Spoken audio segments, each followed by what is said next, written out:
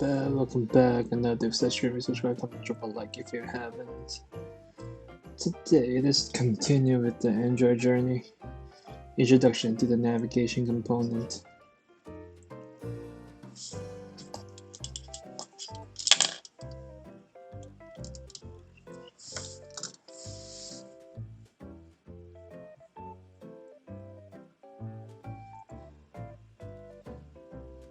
Navigation component collection libraries, useful tooling, and best practices. It's quite similar to material components, but for navigation.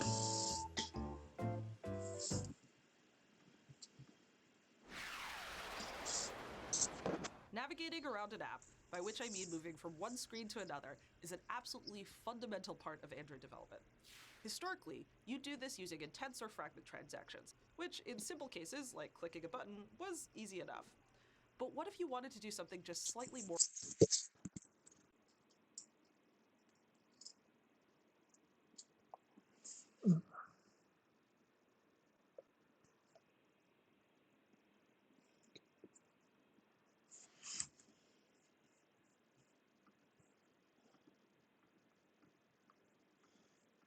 complex? For example, hooking up a common pattern like bottom navigation. You need to make sure that not only your bottom navigation view actually navigates, but also that it highlights the correct button. Oh, and also that it handles the backstack in a uniform way so that users don't end up getting lost or confused. Cases like this are where the new navigation component shines. The navigation component is a collection of libraries, drag and drop and tooling most. that simplifies Android navigation. Beyond making the setup for common patterns like bottom navigation easier, the component handles the backstack, fragment transactions, argument passing, navigation-based animations, So it's like and a framework. Importantly, it gathers up all of this navigation information and puts it in one visualized location in your app, the navigation graph. The navigation component works out of the box with fragments and activities. You can also extend the library to work with other screen implementations, like your custom views. Let's look at some examples of the navigation components in action with a single activity, swapping out multiple fragments. If you're wondering why you might consider a single activity model, check out Ian Lake's excellent talk, which I've linked in the notes. Okay, so one way to think about the navigation component is that there are three major parts working together in harmony. These are the navigation graph, the Nav Host Fragment, and the Nav Controller. The navigation graph is a new resource type. It's an XML file that contains and centralizes information related to navigation. Now, this information can be visualized in the new navigation editor that is available in Android Studio 3.3. It's a graphical editor to create this, navigation graph. Each of these screens are called destinations, or places that you can navigate to. In this example, they're all fragments. Now, these arrows here are called actions, and they represent the different paths that a user can take through your app. If you click on one of the actions, you can see a whole bunch of embedded information, including data passed between destinations, transition animations, backstack manipulation, and so on. Clicking on a destination, you can see things like deep link URLs and launch options. This is all part of the XML of the graph. Okay, so next we have the Nav Host Fragment. This is a fragment widget that you'll add to your app. Each of these screens, check out Ian Lake's excellent talk, which I've linked in the notes. Okay, so one way to think about the navigation component is that there are three major parts working together in harmony. These are the navigation graph, the Nav Host Fragment, and the Nav Controller. The navigation graph is a new resource type. It's an XML file that contains and centralizes information related to navigation. Now, this information can be visualized in the new navigation editor that is available in Android Studio 3.3. It's a graphical editor to create this, navigation graph. Each of these screens are called destinations, or places that you can navigate to. In this example, they're all fragments.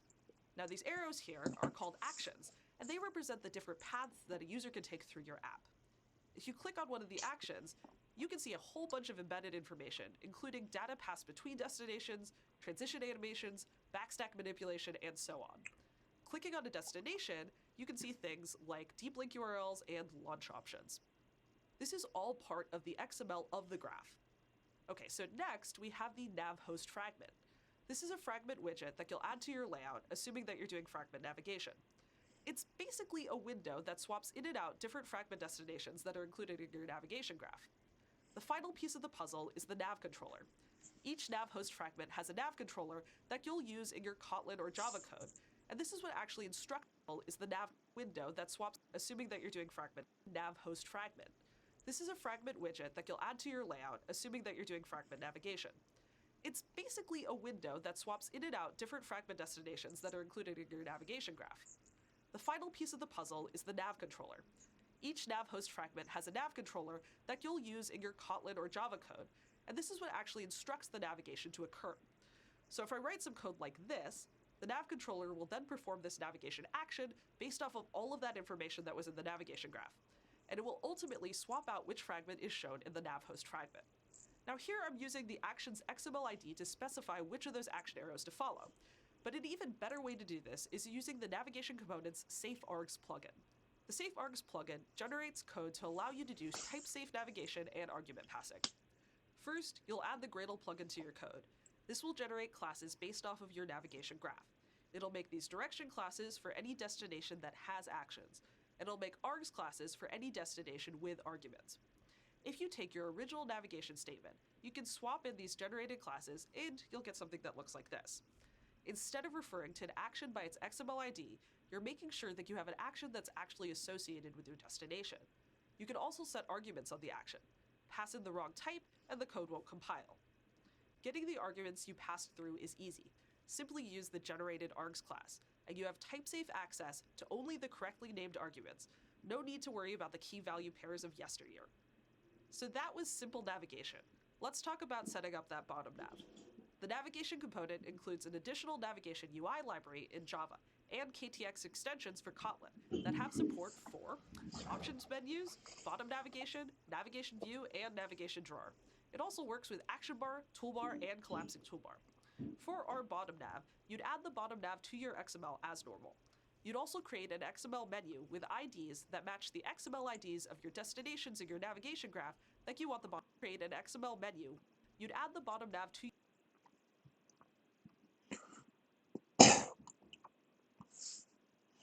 bottom nav navigation view.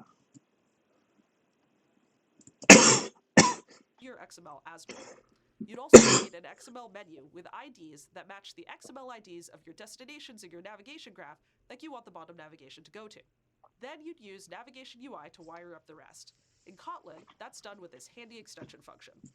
This one line of code has Nav Controller handle the actual navigation, making sure to follow material design best practices as far as backstack management goes. On top of that, it handles highlighting the correct bottom buttons. Now we have only explored a few parts of the navigation component. For a deeper trek into navigation, check out the code lab and the documentation, all linked below. Happy coding and happy navigating. There was so much jargon in that presentation. Need time to digest.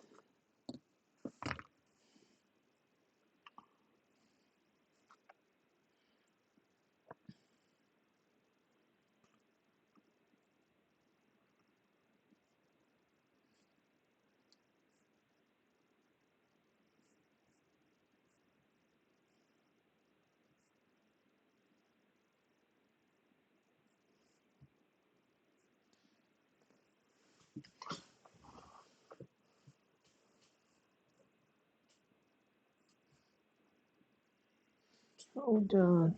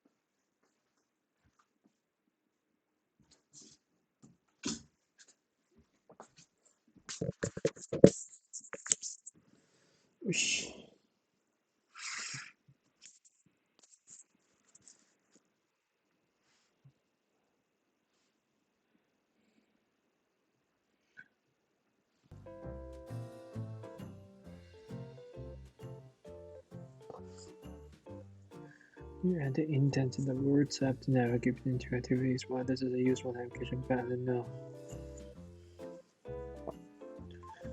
Part of making dynamic user interfaces.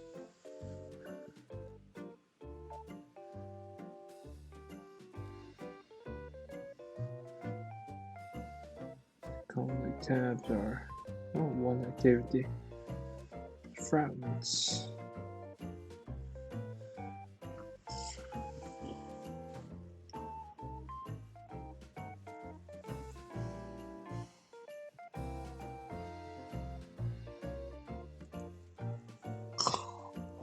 Doesn't create trigger intent.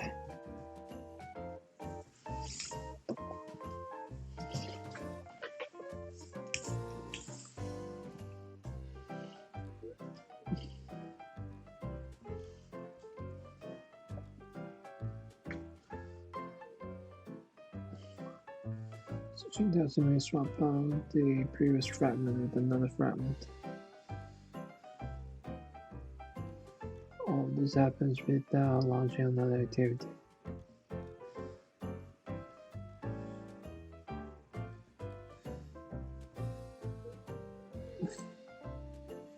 We have both navigation UI on the left and the content on the right.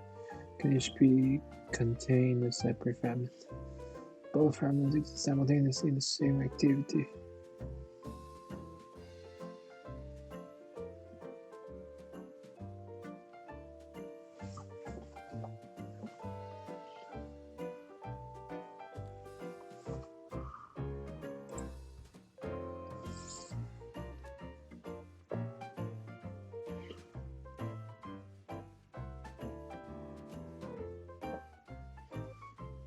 Oh, like the navigation bar.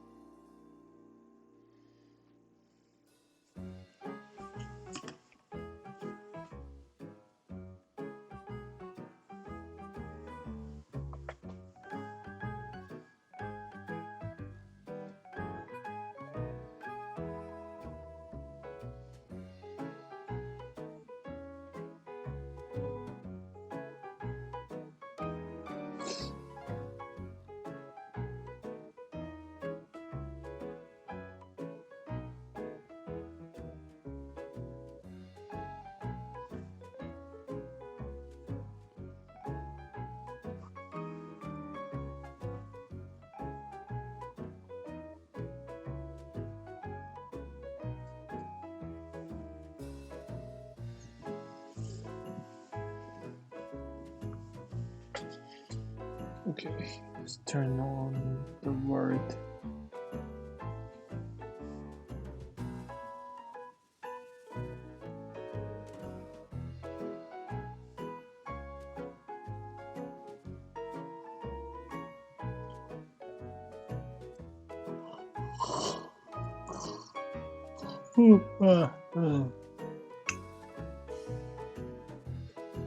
Opened.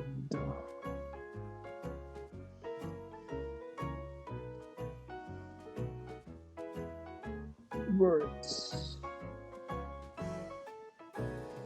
ザワールド。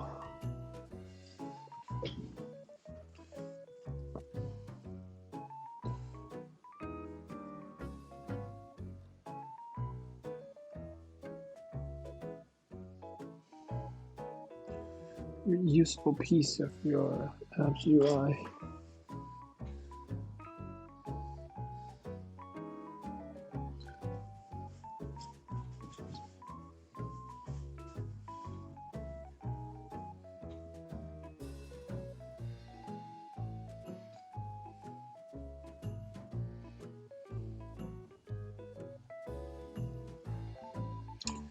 It's really useful modular, like you saw in big and small screens. Initialize and remove from memory and throughout existence, appear, disappear, and reappear.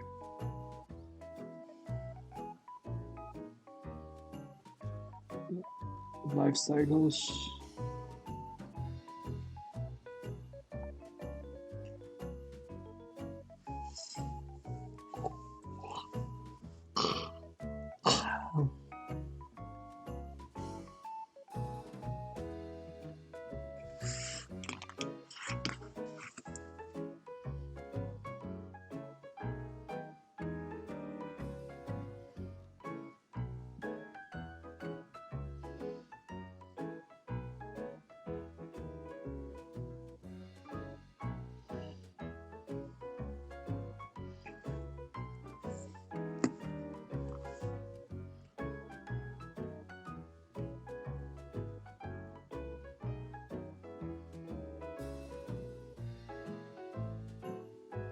Initialized, created, started, resumed, destroyed.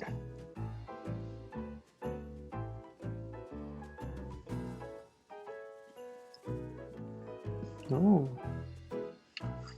basically it's the same ones.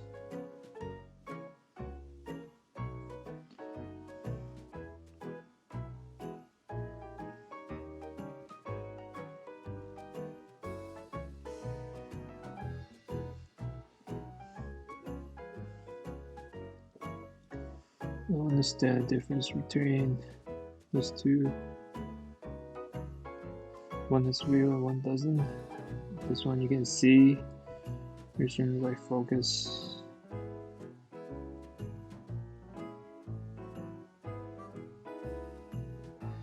Started but doesn't have focus. Visible and has focus.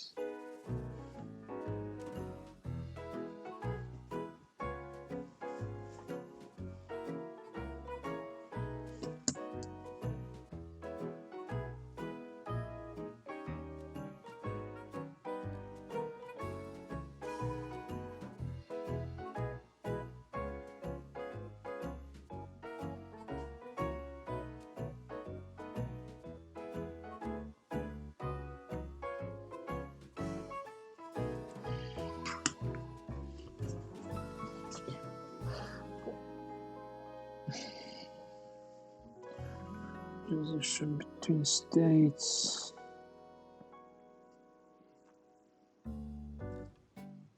Don't create view. What's the difference?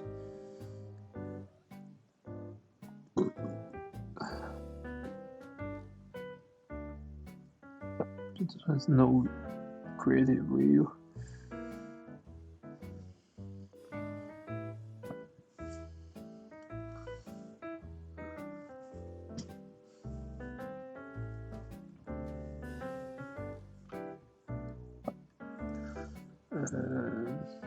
Not sure I truly understand the difference. This one doesn't have views and this one. Ah, boy. Inflate the layout. So like, you know, whether it's grid or horizontal or vertical. And this one's like creating individual views, like recycler views and what else? Text view or whatever.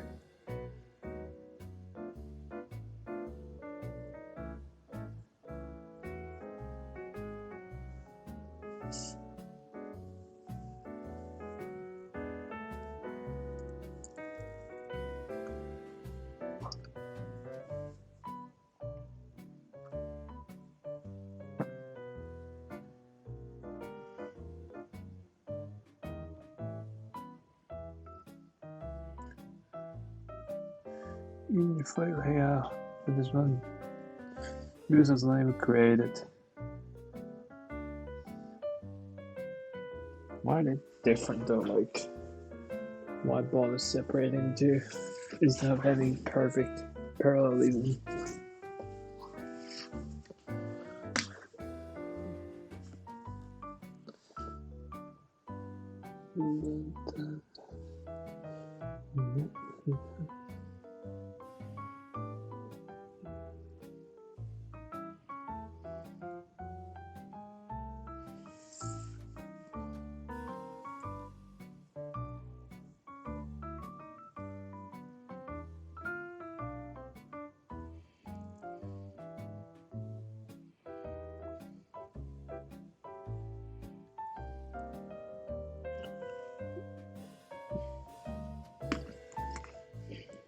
That both sounded like a lot of theory.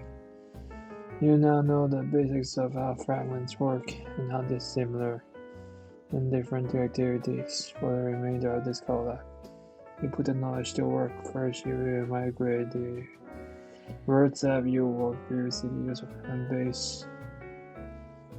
Okay, previously we used intent, I think.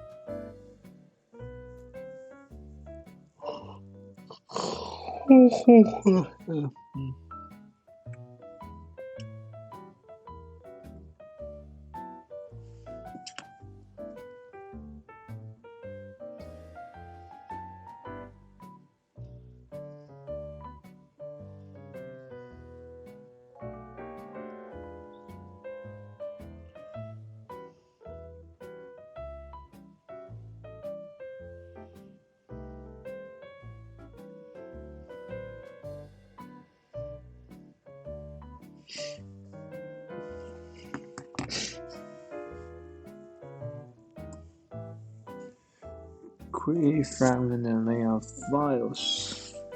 Each fragment you add consists of two files, the XML files for layout and the column mostly displayed. In the user interactions, you add the fragment for both the header list and the front list. Zavardo. With app selected in the project navigator, add the following fragment file. For this new fragment files, new fragment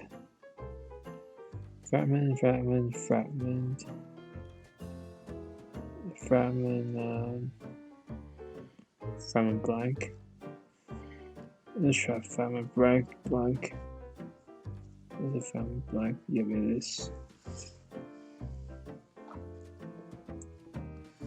List fragment.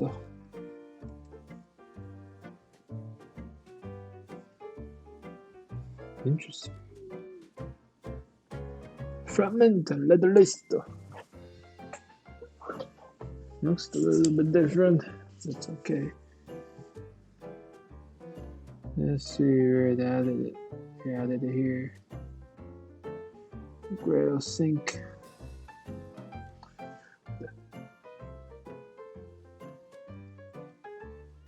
The second fragment, set the fragment name to word list fragment. Okay.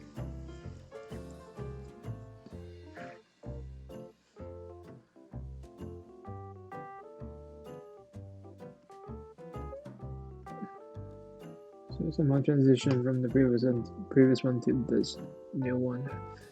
Fragmento blanca. Oh baby, oh baby. The generating Kotlin classes for both fragments contain a lot of boilerplate code commonly used when implementing fragments. However, if you are learning about fragments for the first time, go ahead and delete everything except the class declaration for list fragment from both files.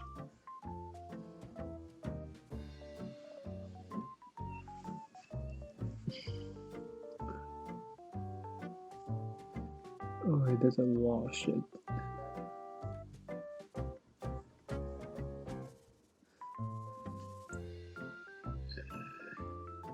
Even though on create.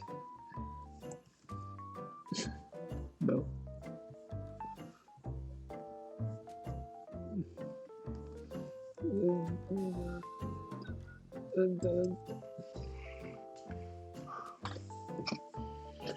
Copy the content of. Not sure about that. Oh, should be sure because we are trying to re-implement the intent-based app to a fragment-based app, so it's not surprising to use the same layout.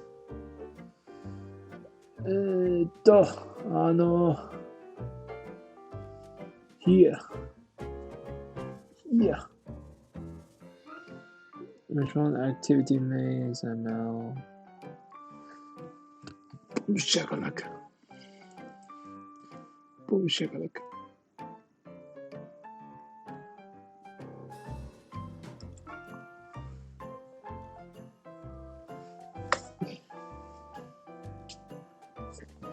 Then the stuff into fragment list. Into word list.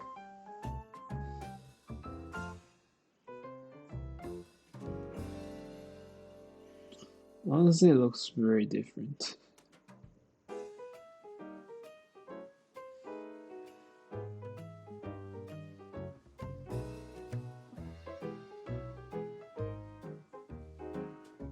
Actually, no, it's the same.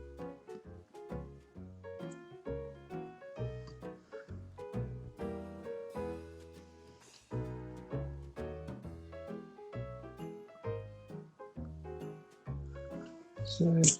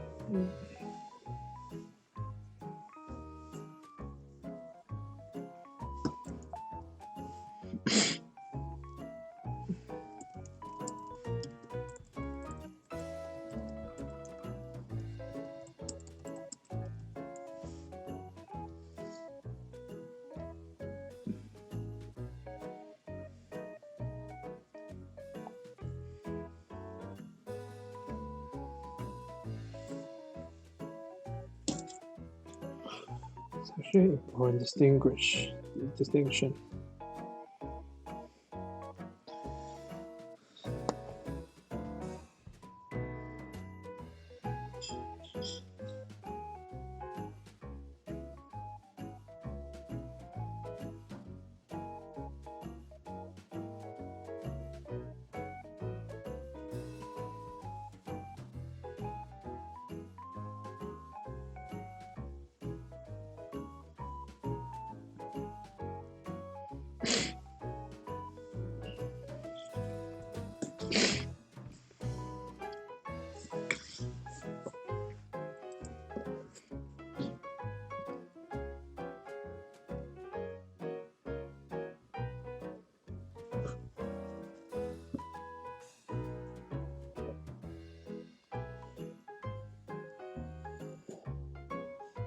parse and march of a view object to create the UI.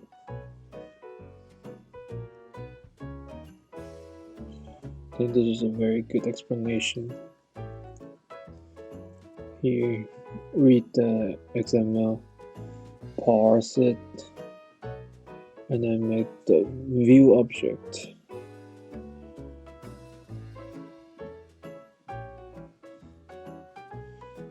View could for container views for a widget.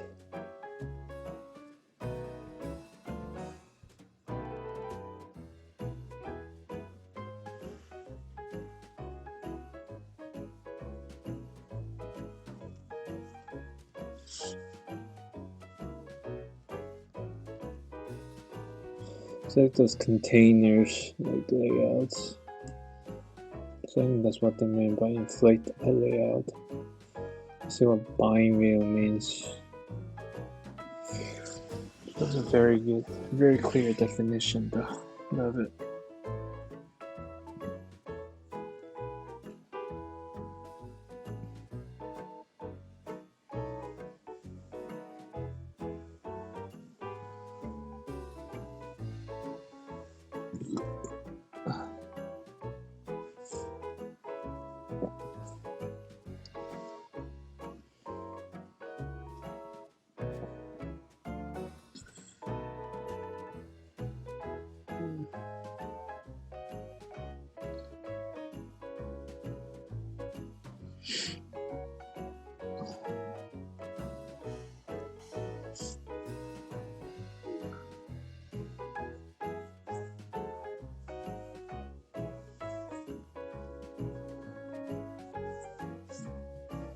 Bind class contains references to root view and all views that have an ID. The name of the bind class is generated by converting name of XML file into a Pascal case and adding more binding at the end.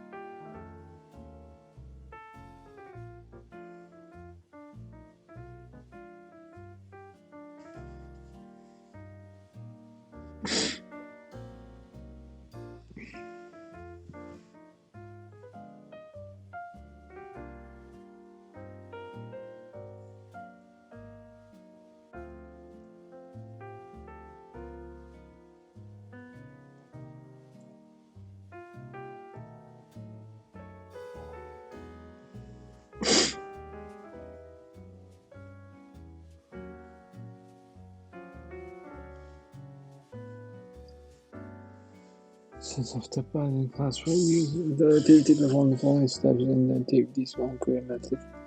Call static inflate method included in the generate binding class. This creates an instance of the binding class for the activity to use. Get a reference to the root view either by the calling get root method or using Kotlin property syntax.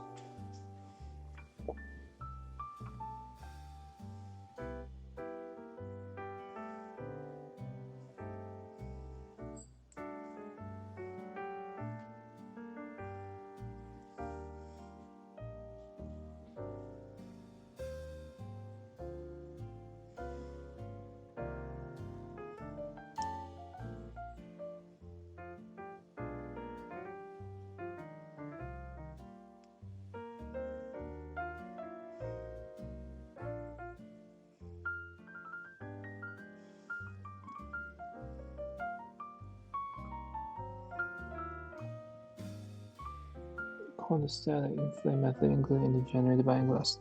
This creates an instance of binding class for the activity to use. Get a reference to the root view by either calling the get root method or using the Kotlin property syntax past the root view to make it an active view. What the fuck? So what does that mean?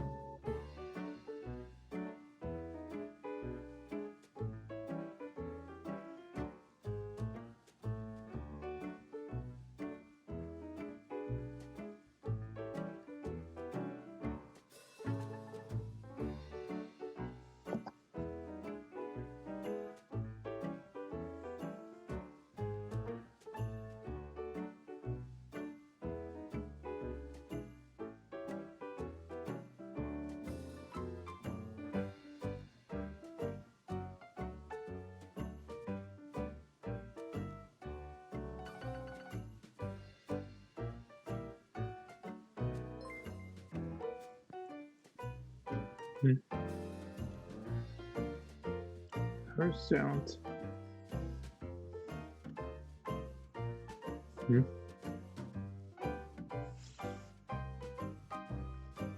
Reaper Boy 98. Thanks for the follow. Study every day, improve every day. Good to see you around.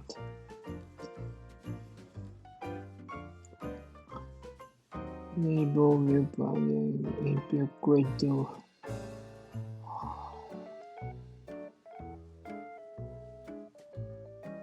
For layout, it generates a class. Binding object contains one property for every view with ID in the layout.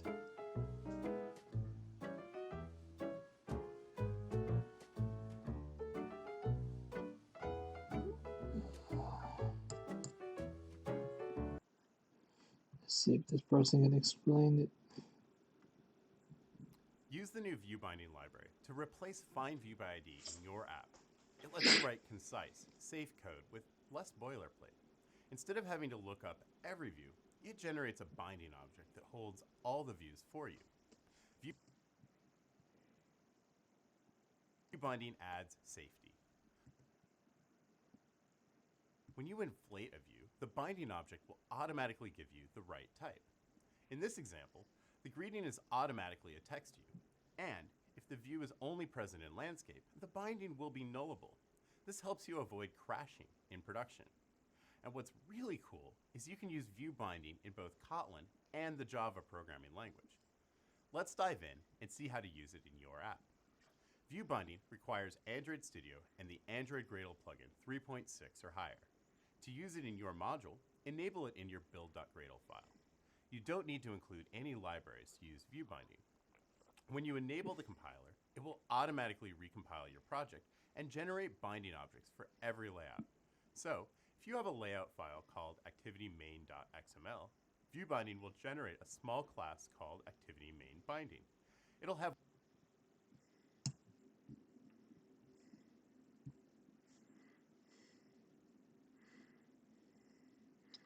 Text view.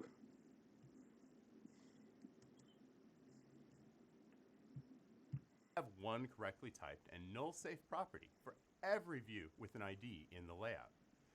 Then, in your activity, instead of They match inflating the the layout ID. directly, you can use the inflate method on activityMainBinding. It'll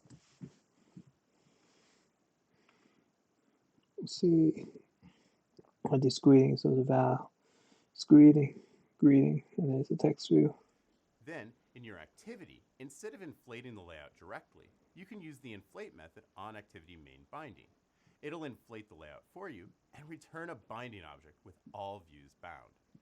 The layout for your activity is stored in a special property called root, so you can call setContentView binding.root.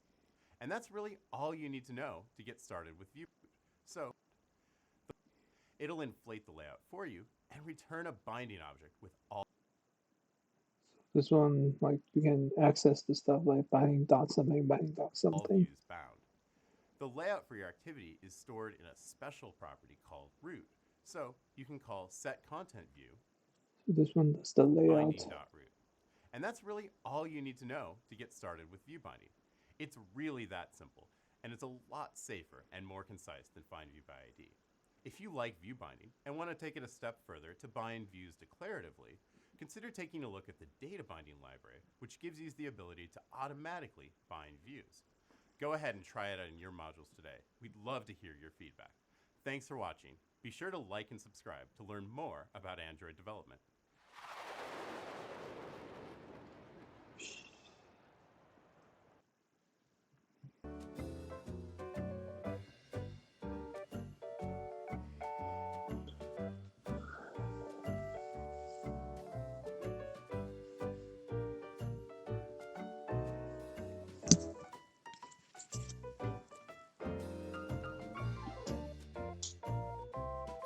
Memory binding in letter list fragment. First, you get notable reference to fragment letter list binding.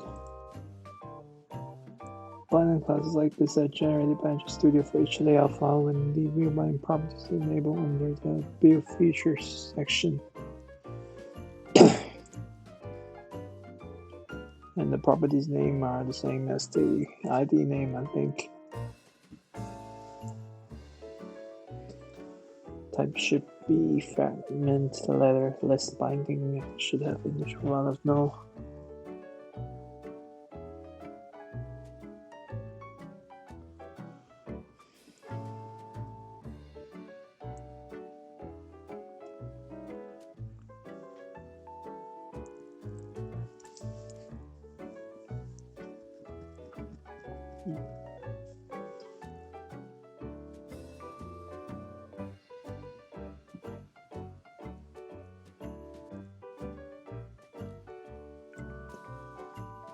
Let's start by getting a reference to the fragment letter list binding and name the reference binding. Interesting, it does this underscore.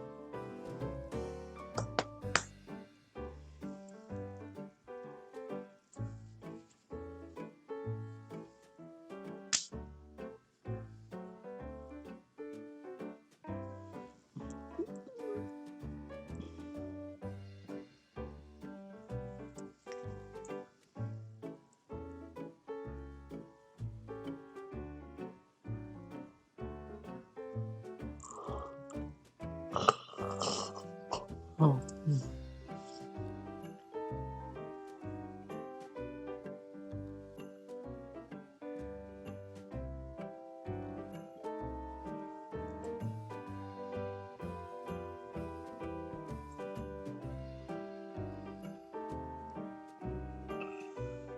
Where does this come from?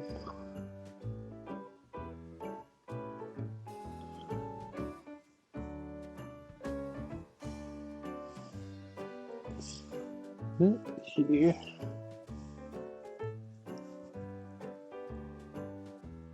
Huh.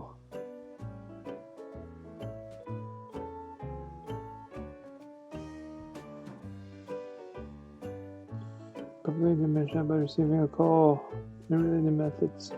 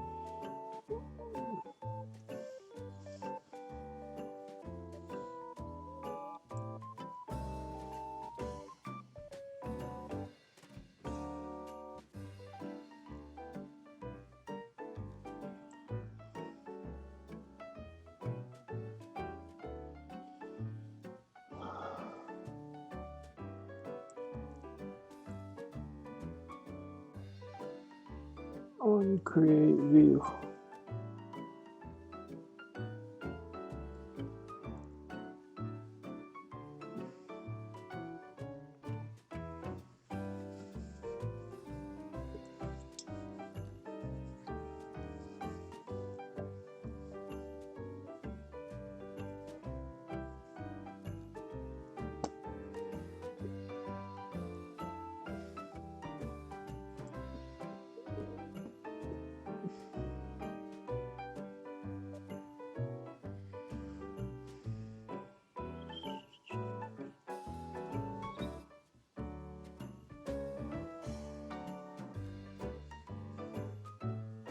This one is the layout.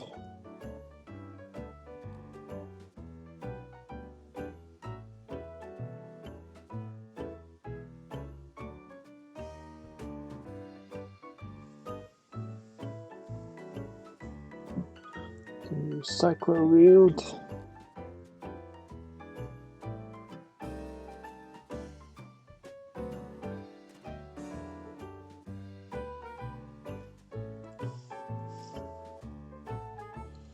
Destroy view.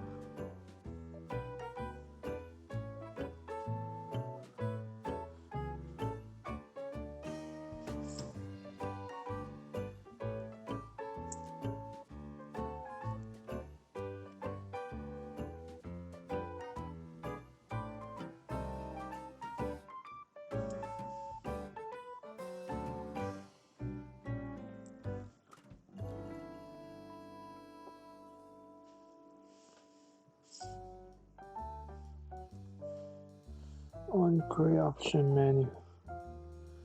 Inflate.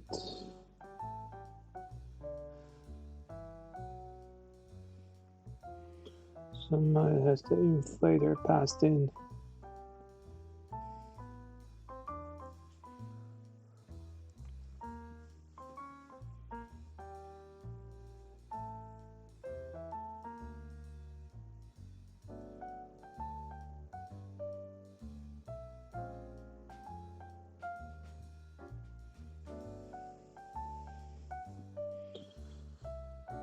There's no context. We cannot pass this. Stay a higher frame provided context property you can use instead.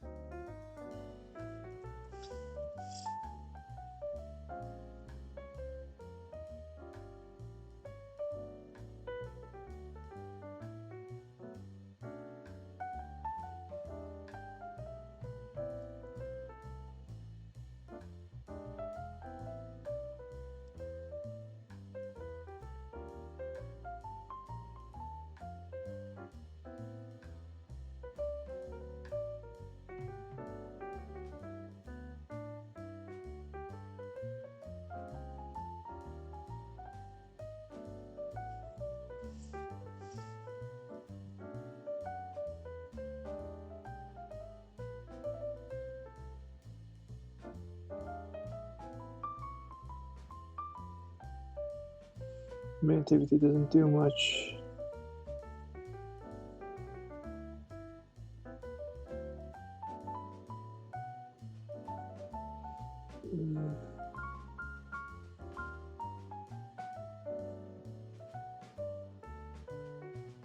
Did a lot of choose layout, etc.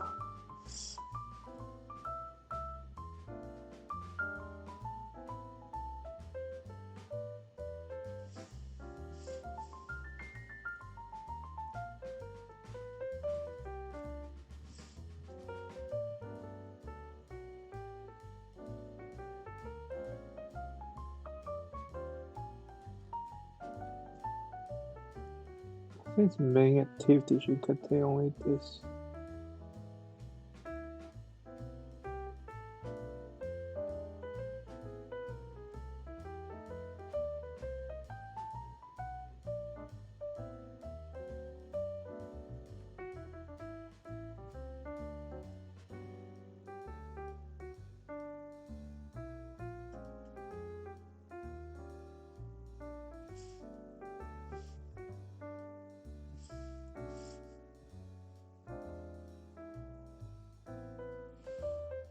Okay. I'm gonna do the detail one next time. Just a good stopping point. Thanks for watching. See you guys next time. Peace.